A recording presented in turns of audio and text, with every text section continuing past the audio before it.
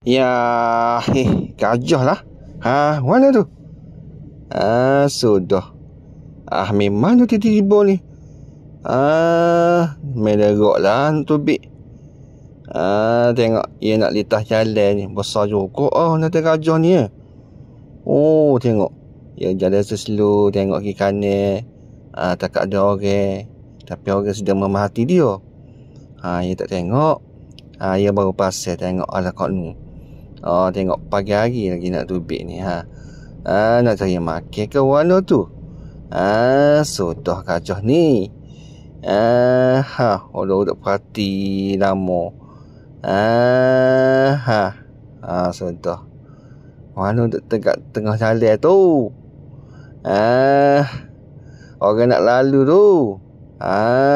Sudah gajah ni. Alah mana tu? Sudah yang masuk dah. Tu dah. Barulah kita boleh lalu. Terima kasih tu.